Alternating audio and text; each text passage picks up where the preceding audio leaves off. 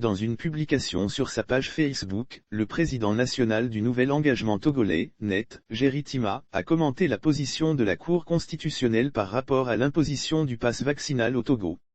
Le député estime que la sortie de la Haute Cour est un camouflet pour Victoire Toméga Dogbe et son gouvernement.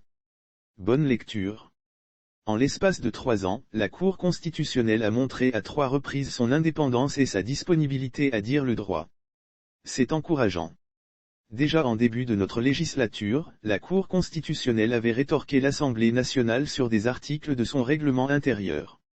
Ensuite, j'ai moi-même déjà saisi, en tant que président de groupe parlementaire, la Cour constitutionnelle sur un avis qui même a été transformé en décision. Je n'en ai jamais parlé et les journalistes manquent parfois de curiosité. Cette 3e avis montre que la Cour constitutionnelle sait se montrer impartiale, même à l'égard du gouvernement, en dépit de tout ce qui se dit sur ses accointances supposées. Cet avis soulève chez moi 3 observations, toutes les 3 dérangeantes. La première est que l'imposition du pass sanitaire pour accéder aux bâtiments publics ne reposait sur aucune base légale. En dehors du pass vaccinal, les autres mesures contenues dans le communiqué gouvernemental du 9 septembre et ceux qui ont suivi reposaient sur les ordonnances prises précédemment, notamment au cours des 6 premiers mois d'état d'urgence. Si la Cour constitutionnelle a été saisie le 23 septembre du projet d'ordonnance, c'est 2 semaines après que le gouvernement ait édicté la mesure. Tout Togolais qui aurait été lésé par l'application de cette mesure peut attaquer le gouvernement togolais pour réclamer des dommages et intérêts et il aurait raison. Pas bon ça? La seconde est que c'est grâce à cet avis de la Cour constitutionnelle que nous découvrons que seules les préfectures d'Ago et Nive et de Golfe étaient visées par l'obligation de présenter un pass vaccinal pour accéder aux bâtiments administratifs.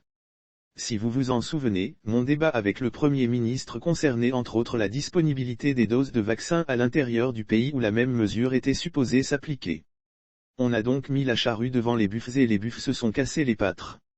La 3e observation est le manque d'empathie dans l'ordonnance. Et c'était aussi l'un de mes combats.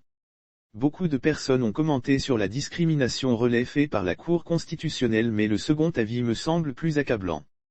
Considérant en outre que l'ordonnance soumise pour avis à la Cour constitutionnelle n'aménage pas, en raison de son objet et du contexte sanitaire, des dérogations explicites visant les personnes se trouvant dans l'impossibilité de présenter une preuve de vaccination ou de test PCR négatif soit en raison de leur jeune âge soit pour des motifs médicaux soit encore pour d'autres motifs résultant de l'urgence.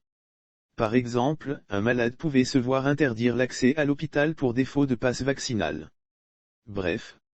Après la grosse polémique suscitée par nos échanges à l'Assemblée nationale, cet incident ne va pas ajouter des points au Premier ministre et à son cabinet. Certes, il n'y a pas péril en demeure, il suffit de prendre en compte les observations de la Cour constitutionnelle et introduire une nouvelle ordonnance. Ensuite, la rendre publique en attendant la ratification de l'Assemblée nationale. Mais ça le fout mal. Il faut à mon sens plus de professionnalisme, pour ne pas prêter le flanc inutilement, surtout que la gestion de la Covid-19 par le gouvernement suscite beaucoup de colère chez certains de nos compatriotes.